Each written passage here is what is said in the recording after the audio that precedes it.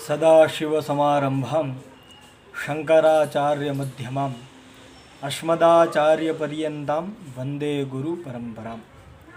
जयतु सोमनाथः, जय महादेव।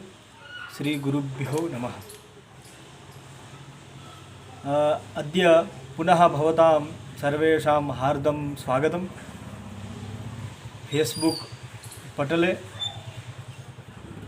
तो मैंने कल ज्योतिष के बारे में, ज्योतिष शब्द की व्युत्पत्ति के बारे में और ज्योतिष शास्त्र की उत्पत्ति कैसे हुई और बृहद वकाड़ा चक्र के अनुसार हमें मंगलाचरण और वार के बारे में हम पढ़े श्लोक सहित। तो मैंने पुनः आज सुबह में विचार किया कि ज्योतिष के साथ साथ यदि थोड़ा व्याकरण भी हो जाए तो अच्छा है, क्योंकि हमारे सब के लिए अनिवार्य है और ज़रूरी है भी। तो सोचा कि एक श्लोक प्रतिदिन खाली आवर्तन के लिए नीति शतकम का एक श्लोक और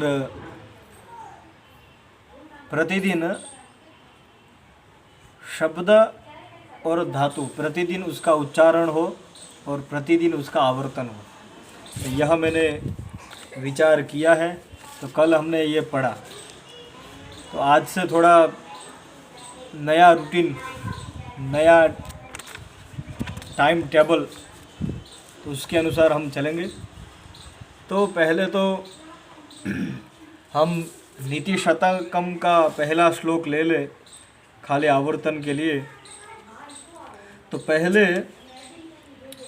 नीति शतकम के रचयिता कविराज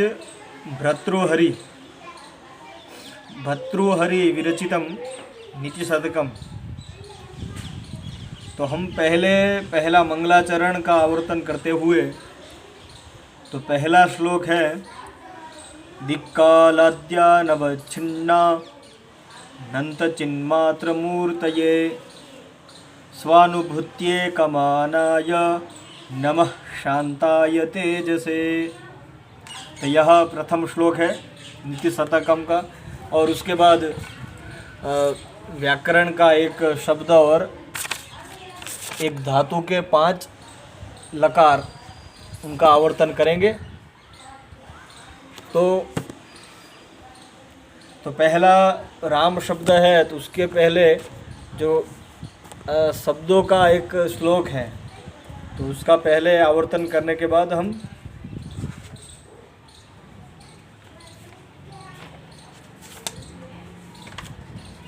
शब्द का आवर्तन करेंगे।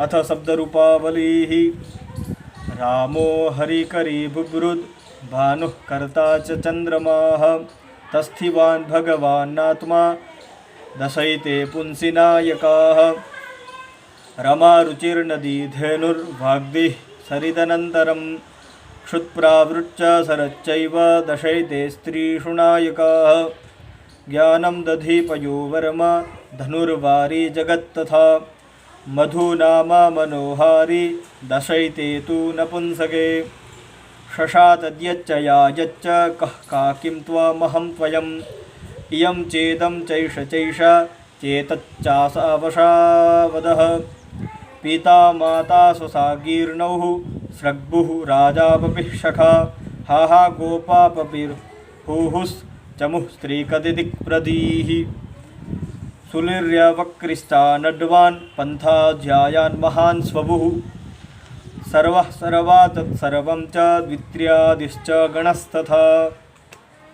तो इसके अनुसार, श्लोक के अनुसार प्रथम शब्द है अकारांत शब्द, राम शब्द है, जिसके अंत में अ है। ऐसा राम शब्द हम सब लोग जानते ही हैं। तो पहले अजंत पुरलिंग प्रकरण के अनुसार प्रथम कारांतः राम शब्दः अकारान्तः पुल्लिङ्गः रामशब्दः। रामः रामौ रामः प्रथम, रामं रामौ रामान् द्वितीय, रामेण रामाभ्यां रामैः तृतीय, रामाय रामाभ्यां रामेभ्यः चतुर्थी, रामात् रामाभ्यां रामेभ्यः पंचमी, रामस्य रामयोः रामाणां षष्ठी, रामे रामयोः रामेषु सप्तमी। हे राम हे रामौ हे रामाः संबोधनम। उसके बाद एक धातु, तो धातु रूपावली में पहला जो धातु है भू धातु, जिसका अर्थ होता है भूसत्तायाम, यानी कि होना। तो भू धातु के रूप प्रथम लट् लकारः, भवति भवतः भवन्ति, भवसि भवथः भवथ, भवामि भवावः भवामः। उसके बाद परोक्ष लिट् लकार, बभूव बभूवतुः बभूवुः, बभूविथ बभूवथुः बभूव, बभूव बभूविव बभूविम। उसके बाद अनद्यतने लुट् लकार, भविता भवितारौ भवितारः, भवितासि भवितास्थः भवितास्थ, भवितास्मि भविताश्वः भवितास्मः।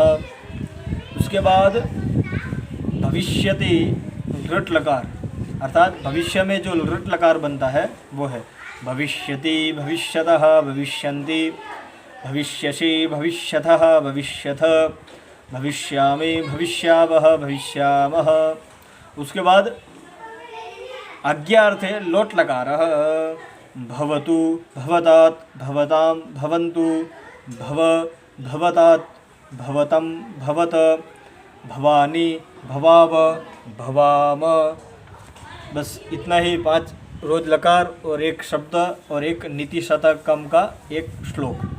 यह मुझे कल बहुत सारे लोगों ने बोला कि आप धातु और शब्द रूपावली भी रोज़ आवर्तन करें, तो उससे भी हमें फ़ायदा हो सकता है। तो मैंने सोचा ठीक है, तो आज ये हमने धातु रूपावली, शब्द रूपावली और नीति शतकम का श्लोक के आवर्तन किए, रूप के आवर्तन किए। तो आज टॉपिक यह है कि अबकड़ा चक्र के ग्रंथ के अनुसार जिसके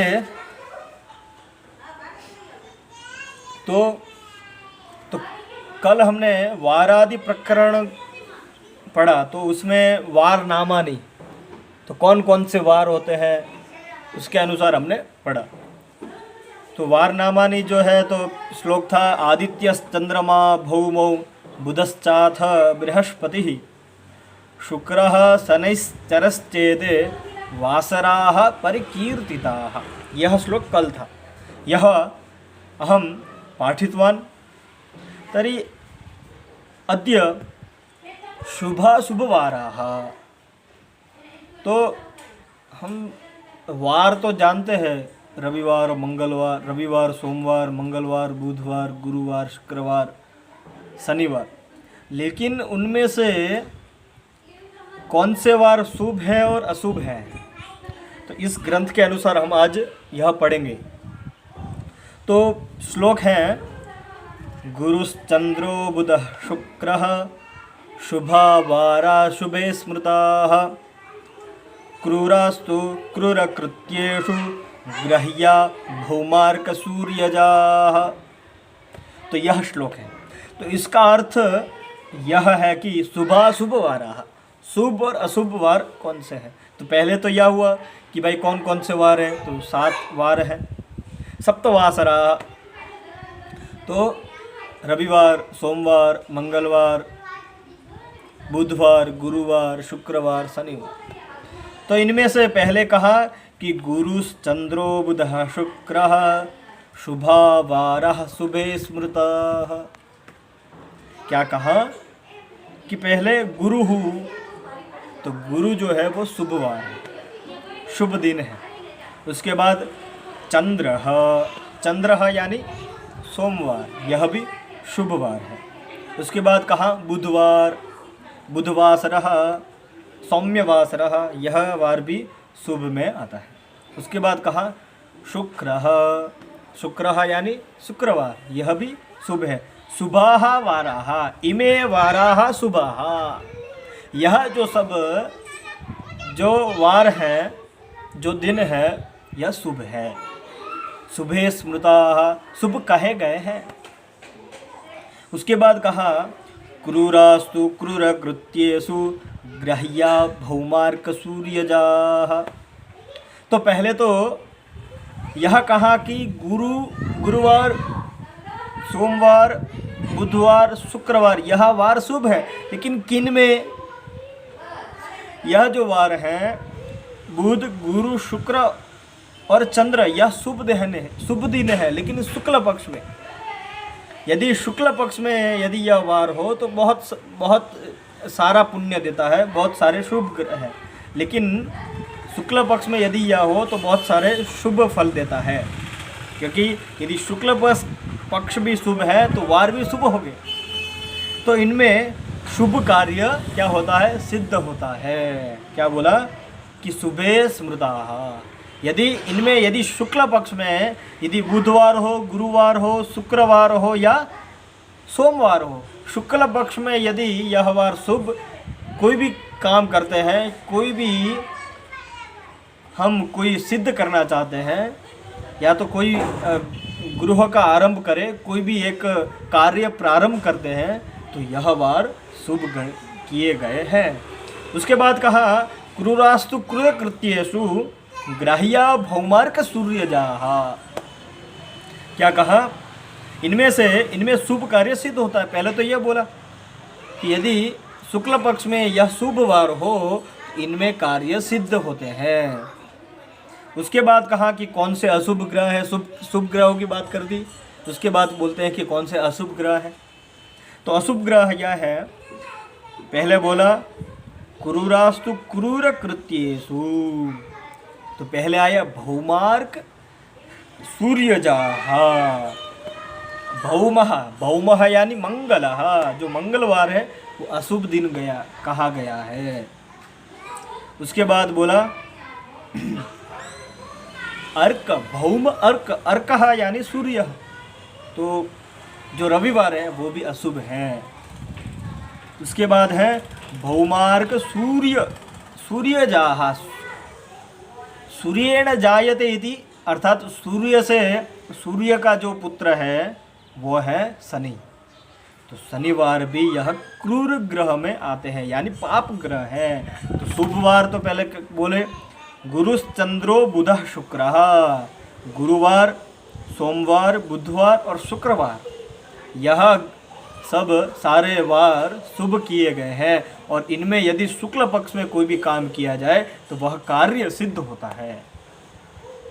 उसके बाद कौन से क्रूर ग्रह हैं, कौन से पाप ग्रह हैं, क्षम्यता, कौन से क्रूर वार है, कौन से पाप वार हैं, तो कहे गए हैं रविवार, मंगलवार और शनिवार। यह जो वार है वो क्रूर ग्रह है।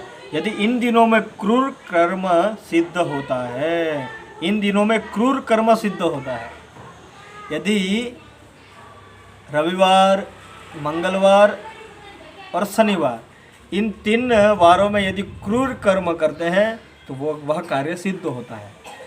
लेकिन यह जो वार है वो पाप वार है, पापी वार है, क्रूर वार है, यहाँ ऐसा कहा। तो पूरा श्लोक मैं पढ़ता हूँ। तो गुरुश्चंद्रो बुधः शुक्रः शुभा वारा शुभे स्मृताः क्रूरास्तु क्रूरकृत्येषु ग्राह्या भौमार्क सूर्यजाः। तो पहले तो शुभ वार कहे गए, गुरुवार, सोमवार, बुधवार, शुक्रवार, यह जो वार है शुभ है। लेकिन इन दिनों में यदि शुक्ल पक्ष में कोई भी कार्य करे तो वो सिद्ध होता है।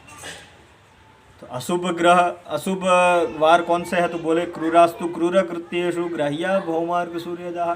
भौमः मंगलः, अर्कः सूर्यः यानी रविवार, सूर्यजः यानी उसका पुत्र सूर्य का, सूर्य नारायण का पुत्र शनि, वह भी ग्रह क्रूर है। यदि यह वार यदि कृष्ण पक्ष में किए जाए तो यह क्रूर कर्म, इसमें क्रूर कर्म सिद्ध होते हैं, यह कहने का तात्पर्य है। तो यह आज हमें जानने को ज्ञान मिला कि कौन से शुभ वार है और कौन से अशुभ वार हैं। तो फिर से मैं पुनः कहता हूँ कि जो शुभ वार है वो 4 हैं और जो अशुभ वार है वो 3 हैं। तो शुभ वार में गुरुवार, सोमवार, बुधवार और शुक्रवार, यह शुभ वार है। इन दिनों में कार्य सिद्ध होता है। और अशुभ जो वार है रविवार, मंगलवार और शनिवार, यह जो वार है इन दिनों में क्रूर कर्म सिद्ध होता है, यह अशुभ वार है। तो इन दिनों में यदि क्रूर कर्म करना हो तो तुरंत सिद्ध होता है। लेकिन हम सब लोग तो हिंदू संप्रदाय के पुराण वेदों को मानने वाले हैं, तो हम तो शुभ वार में ही सिद्ध कार्य करेंगे, क्रूर कर्म हम करेंगे नहीं। तो यह कहने का तात्पर्य है। और पुनः एक बार कहूँगा कि ज़्यादा से ज़्यादा जितना हो लाइक करें, शेयर करें और कमेंट्स भी दें आपको कैसा लग रहा है। तो आज हमने यह पढ़ा शुभ और अशुभ वारों के बारे में, और उसके बाद थोड़ा लघु जातकम का भी ग्रंथ है, वो साथ में लेते रहेंगे। तो यह इन दिनों में कार्य शुभ होता है। कोई आपके पास कोई यजमान भी आते हैं तो उनको यदि कोई भी पहले तो कहना हो, तो कोई भी कार्य सिद्ध करने हो तो पहले ये समझ ले कि कौन से शुभ वार है और कौन से अशुभ वार है। यदि अशुभ वार में यदि कोई भी काम करेंगे तो वो हमेशा क्रूर कर्म ही किया जाएगा। अच्छा, उसमें आपको शुभ फल नहीं मिलेगा। यदि शुभ वार में शुभ कर्म करेंगे तो वो कार्य सिद्ध होगा। तो यही कहने का तात्पर्य है। तो आज के दिन यह व्याख्यान परिपूर्ण 20 या 25 मिनट का ही व्याख्यान होगा। आप जितने भी लोग जो देख रहे हैं तो वह सब लोग उनको ज्ञान मिले कि क्या ज्योतिष शास्त्र में कौन कौन से ग्रंथ हैं, उनके रचयिता कौन है, ज्योतिष शास्त्र की उत्पत्ति कैसे हुई, कौन से वार हैं और वो भी उसमें से भी कौन शुभ वार है अशुभ वार है। तो यह ज्ञान के लिए ही यह व्याख्यान मैं कर रहा हूँ। तो सब लोग सुने, यदि कोई भी प्रश्न हो तो पूछे। तो आज के दिन यह पूर्ण करते हैं। जय सोमनाथ।